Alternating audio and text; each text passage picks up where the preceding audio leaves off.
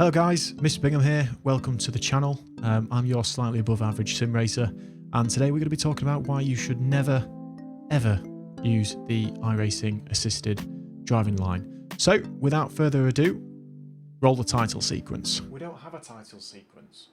What do you mean we don't have a title sequence? Well, you're a new YouTuber and you're not paying anyone to make one, so what do you expect? Oh, well, I guess we'll just get straight into it then.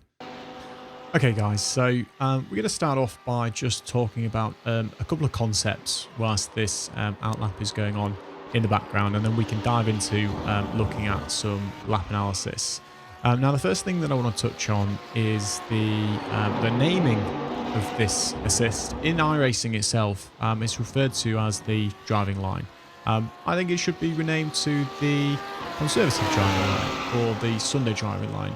But what it absolutely is not is the racing line, and we'll be able to have a look at in a second at how the actual racing line, the quickest way around the track, differs from the iRacing indicated driving line. Now the other thing that I just want to touch on as well is just in terms of how you familiarize yourself with the track. I know a lot of people say that they like to use the driving line as it helps them to learn the track, but whenever you're driving with the driving line, you are not learning the track. You're not learning it as quickly or as effectively as you could if you were to drive without the driving line. What I want you to think about is if you've ever taken a journey or multiple journeys where you use a sat-nav in order to get you to your destination, it's proven that you do not remember the route as effectively as you would if you were to try and drive that route without the sat-nav, using something like memorized directions or a map. Okay, so when you drive a track using the iRacing assisted driving line, you are hampering your ability to learn the track. You are making your learning less effective. You're making it take longer, and you are not learning the track and everything that you need to know about it to be able to put a good lap in there. So what we're going to do, we're going to have a look at a lap here that I've put together at Road America. We're in the Audi R8. The lap time that I've put together here is a 2:03.8, which is by no means a perfect lap, but for the purposes of the comparison that we're doing today, it's an okay comparison. A 2:03.8 is a sufficient time to be competitive in the top split. So for the majority of people watching this video, it's perfectly okay as a comparison. And firstly, we're just going to look at how the line differs to the driving line. So what we can see firstly in turn one is that we're taking a much tighter line than the assisted driving line is indicating. As we then progress through the lap, we'll take a look at turn two. Coming down into this corner, what we can see is that it's not so bad in terms of where it's telling us to apex, but in terms of where we actually exit the corner and how much of the track that we use on exit, it's not telling us to use anywhere near as much track as you should use if you are to try and drive this track as quickly as you can. And so if you're using the driving line as indicated by iRacing, you are not driving the track as quickly as it can be driven. And the only way that you will find the limits of the track and the limits of the car are by experimenting and trying to drive the car at the limit. And you will make mistakes, but when you make mistakes, you are finding the limit of the car. If you drive on the driving line, okay, you are driving nowhere near the limit of the car, okay? And I've got a lap that I've put together. The third lap that I did here, I have driven as closely to the indicated driving line and the indicated inputs as possible, and I'm nowhere near the limit at any point throughout the lap. And so as a result of that, I'm not learning the car, I'm not learning the limits of the car, I'm not finding out how fast I can actually potentially make this car go around this track, because I'm just driving to the indicated line. So as we progress through this lap here, the main thing that you'll notice with the driving line is that it doesn't give us a good indication as to how much track we should actually be using. At this next corner here, we'll notice that it doesn't tell us to use the curbing all the way to the right-hand side there. So you'll see that I'm positioned just a little bit to the right-hand side of the driving line. And then as we progress through this corner, as you can see, we're pushing out wider than the driving line is indicated here. And that's a theme that you'd see throughout this lap if we were to look at this lap all the way through. But I think the initial concept here, in terms of the driving line not being the quickest line, I think we've covered that in enough detail already. The next thing that I want to look at is visibility. So we're going to head back to the start of the lap here, and I'm going to try and put the camera in a bit of a position as if we were following the car in front. For turn 1, I use the 4 cones and the 3 cones as my reference points for when I should be looking to start braking. And if we play this clip forward here, and we're going to slow it down as we get closer to the corner, what we'll see is that as the following car, we'll see the 4 cones come into view here. Now, as soon as I see those 4 cones come into view, I know that I need to be starting to brake very soon. Okay, so I'm ready to start braking at this moment in time.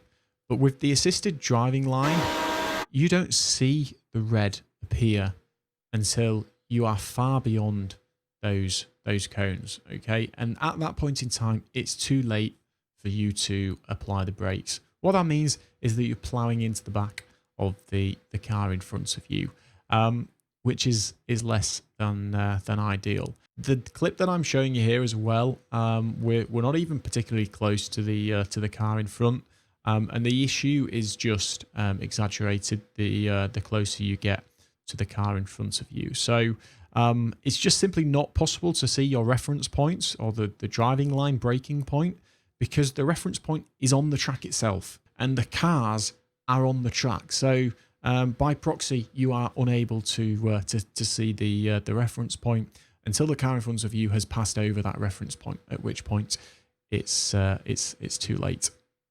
So what I'd like to look at now is vision, and in this instance, in terms of where you're looking on track as you approach a corner, as you move through a corner and into the exit of that corner. Now, at the top of our screens here, we've got me driving to the racing line, i.e. driving as fast as I can based on my ability. And at the bottom here, we've got me driving to the iRacing indicated driving line. Now, I'm going to play turn 1 for you with no input from me. See if you notice the difference between where it is that I'm looking across turn 1 between the 2 different laps.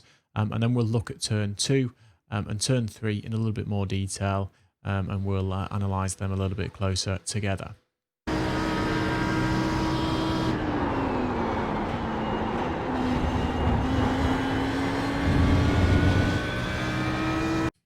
So it wasn't immediately obvious in that particular corner, but what you may have noticed is that in the top clip here, my vision just tilts slightly in towards the inside of the corner, because I'm looking towards that apex, okay?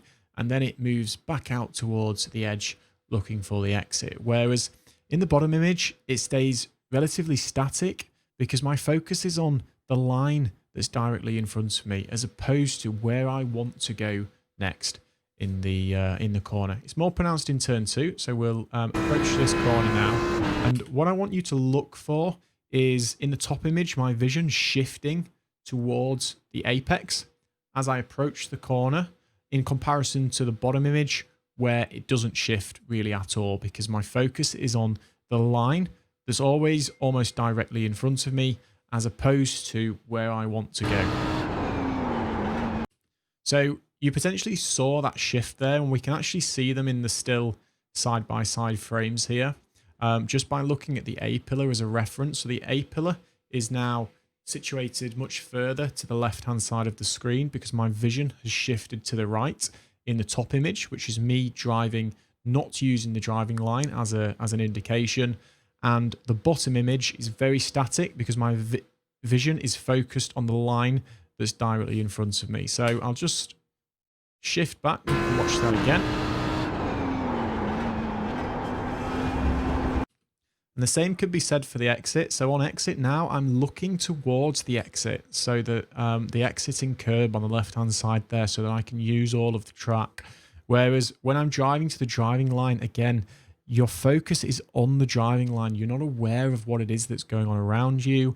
If your focus is very, very short, then you're potentially not even aware of what's going on with cars on the track ahead of you here. Whereas when you're looking at the, you're driving just based on your knowledge of the track, you're constantly scanning ahead in order to know where you want to put the car.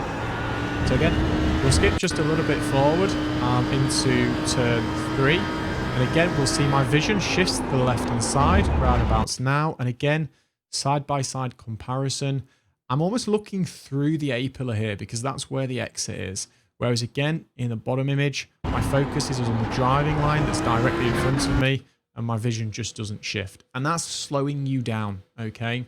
Whilst ever you've got the driving line on, it's hard to ignore it. I actually found when recording this video that I actually struggled to put a lap in just driving my own racing line because I found the indicated driving line such a distraction that my vision was probably not as good as it normally would be. So we're going to bring the video to an end there. I hope you found that useful. Just some final afterthoughts on why you shouldn't use the iRacing assisted driving line. And those are that it's not as immersive, it doesn't look very good, it's not very cool, but ultimately, most importantly for the majority of us, it's not going to help to make you a better iRacer. It's going to slow you down, and ultimately that's what the majority of us are here for, is to get faster, get better, and win more races. I'm Mr. Bingham. I'm your slightly above average sim racer, and you can find me on Twitch. My channel name is Mr._Bingham. Hope to see you over there. Thanks for watching.